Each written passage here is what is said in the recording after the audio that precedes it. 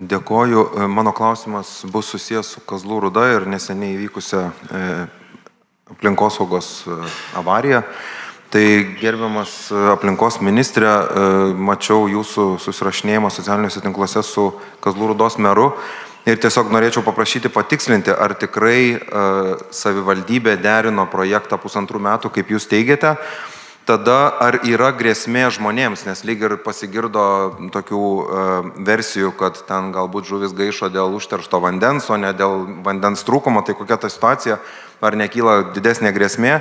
Taip pat gal žinote, kiek yra dar tvenkinių, kuriuose galėtų įvykti panašios katastrofos ir galbūt Žemės ūkio ministras galės papildyti, kodėl žuvininkystės tarnyba nesutiko pagelbėti išvežti tų žuvų, nors kiek žinau buvo ją kreiptasi. Ačiū.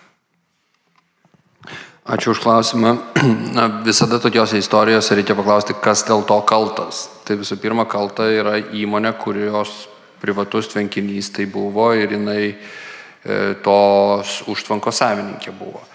Tai mūsų duomenimis 2022 metų, tai yra pernai kovo 16 dieną, Kazlų Rūdos savivaldybė gavo statybų ekspertų išvadą, kad užtvanka yra avarinės būklės. Tai nebuvo jokia naujiena Kazlų rajono savivaldybei. Tai įmonė derino avarinės būklės remonto projektą ir susiderino jį šių metų rudenį.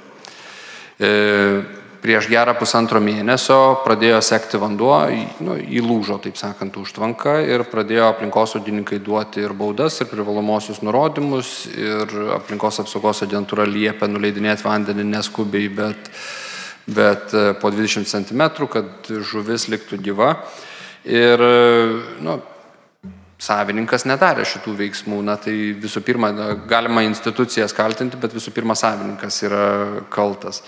Tai dabar čia ar pingpongas tarp mero ir aplinkos ministro yra prasmingas, jis neveda niekur. Dabar klausimas, ar ten yra kažkokie nuostoliai ir tarša, jos nėra. Tai nėra kažkoks užterštas vanduo, pagal vertinimus tai yra tiesiog žala gamtai, kuri bus apskaičiuota ir baudos bus išrašytos. Tai aišku, niekam nemalonu tą matyti atvejį, bet tai buvo privatus tvenkinys, blogai eksploatuojamas, bus savininkas ir nubaustas ir buvo baudžiamas lygi tol.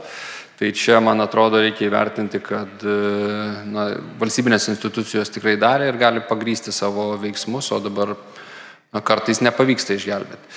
Tik tai, kad suprastų irgi platesnė visuomenė, kai kuriais atvejais žuvų net neįmanoma perkelti dėl to, kad jos transportavimo metu ar taip žūsta. Todėl kartais, kai nuleidinėjamos užtvankos, tiesiog apsisprendžiama negelbėti žuvų dėl to, kad transporto metu jos vis tiek žūtų. Tai yra tokių atvejų buvę, pavyzdžiui, užpernai Salantų užtvankos nuleidimo metu buvo panašus ažiotažas, kai buvo nuspręsta visgi palikti gyvūniją tame tvenkinyje.